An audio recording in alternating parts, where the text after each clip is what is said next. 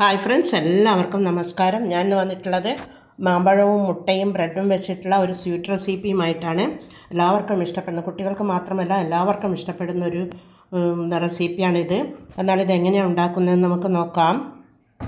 ഈ സ്വീറ്റ് ഉണ്ടാക്കാനായി ഞാനൊരു മാങ്ങ എടുത്തിട്ടുണ്ട്. അത് കട്ട് ചെയ്ത് പൾപ്പാക്കി അരച്ച് കൊണ്ടുവരണം. ഇത് പൾപ്പ് ഇവിടെ അരച്ച് കൊണ്ട് വന്നിട്ടുണ്ട്. അതിലേക്ക് ഒരു 6 പീസ് ബ്രെഡ് എടുത്തിട്ടുണ്ട്. ഇതാ, അത് ചെറിയ പീസുകളാക്കി കട്ട് ചെയ്ത് ഇതിലേക്ക് ഇട്ട് കൊടുക്കാം. ഈ മിക്സിയുടെ ജാറിലേക്ക് ഇട്ട് കൊടുക്കാം. പിന്നീട് ഇതിലേക്ക് 2 ടേബിൾ സ്പൂൺ പഞ്ചസാരയാണ്. നല്ല മധുരമുള്ള മാങ്ങയാണ്, അതുകൊണ്ട് 2 ടേബിൾ സ്പൂൺ മതിയാകും. പിന്നീട് ഒരു 2 ടേബിൾ സ്പൂൺ പാൽപ്പൊടിയാണ്. നല്ലൊരു ടേസ്റ്റ് കിട്ടാൻ വേണ്ടിയാണ് പാൽപ്പൊടി ചേർക്കുന്നത്. എല്ലാം കൂടി ഒന്ന് അടിച്ചെടുത്ത് വരാം.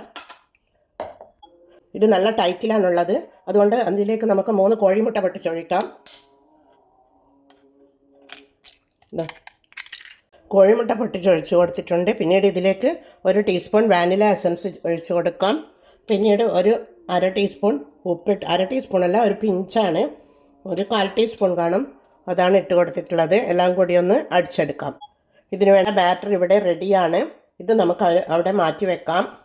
പിന്നീട് ഞാനൊരു പാൻ സ്റ്റൗ ചെയ്ത് വെച്ച് കൊടുത്തിട്ടുണ്ട്. അതിലേക്ക് ഒരു 3 ടേബിൾ സ്പൂൺ പഞ്ചസാര ഇട്ട് കൊടുക്കാം. അതൊന്ന് കാരമലൈസ് ചെയ്ത് കൊടുക്കണം.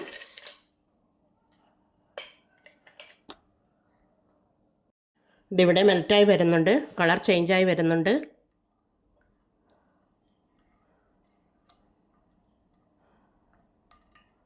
ഒരു ചെറിയ ബ്രൗണിഷ് കളറായാൽ മതി.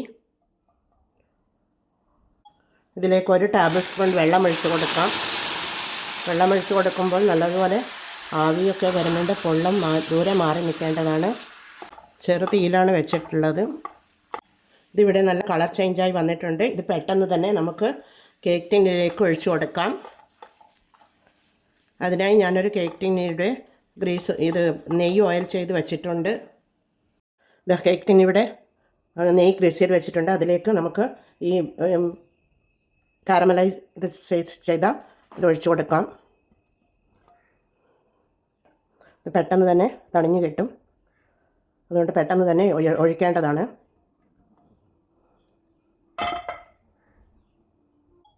ഞാൻ ഈ മാംഗോയുടെ ബാറ്റർ ഇതൊരു പാത്രത്തിലേക്ക് മാറ്റിയിട്ടുണ്ട്. അത് ഞാൻ ഇതിലേക്ക് ഒഴിച്ചു കൊടുക്കുകയാണ്.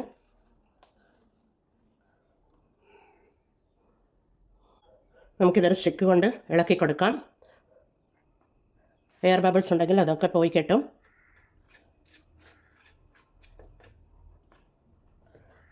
പിന്നീട് ഒന്ന് ടാപ്പ് ചെയ്ത് വെച്ച് കൊടുക്കാം. ഇനി ആവി കയറ്റാനായി ഞാനൊരു സ്റ്റൗ మీద ഒരു അപ്പച്ചൻ വെച്ച് കൊടുത്തിട്ടുണ്ട്. അതിലേക്ക് നമുക്ക് ഈ ബാറ്റർ വെച്ച് കൊടുക്കാം. ഒന്ന് മൂടിയിട്ട് കൊടുക്കാം. എന്നിട്ട് അടച്ച് വെച്ച് കൊടുത്ത് ഒരു 15 മിനിറ്റ് അവിടുന്ന് വെന്ത് വരട്ടെ. എല്ലാം തനിച്ച് ചെയ്യുന്നതാണ് ഞാൻ, അതുകൊണ്ട് ചില അപാകതകളൊക്കെ ഉണ്ടാവും, ക്ഷമിക്കുമെന്ന് കരുതുന്നു. ഇവിടെ നല്ലതുപോലെ തണുത്ത് വന്നിട്ടുണ്ട്. നമുക്കിത് ഡിമോൾഡ് ചെയ്തെടുക്കാം. ഇതുപോലെ ഇങ്ങനെ ആക്കിയതിന് ശേഷം പ്ലേറ്റിലേക്ക് നമുക്കിത് മാറ്റിയെടുക്കാം.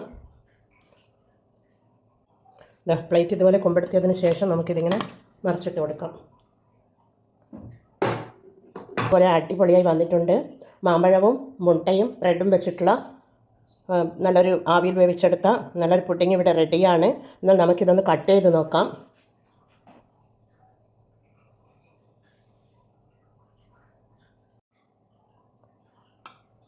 നല്ല സോഫ്റ്റാണ്, വായിലിട്ടാൽ അലിഞ്ഞു പോകുന്ന തരത്തിലുള്ള ഒരു പുഡിങ്ങാണിത്. നല്ല അടിപൊളിയാണ്. എന്നാൽ എല്ലാവരും ഇത് ട്രൈ ചെയ്ത് നോക്കി ഫീഡ്ബാക്ക് അറിയിക്കണേ. കമൻറ്റും സബ്സ്ക്രൈബും ചെയ്ത് സപ്പോർട്ട് ചെയ്യണേ. അടുത്തൊരു വീഡിയോയുമായി വരുന്നത് വരെ എല്ലാവർക്കും താങ്ക് യു ഫോർ വാച്ചിങ്.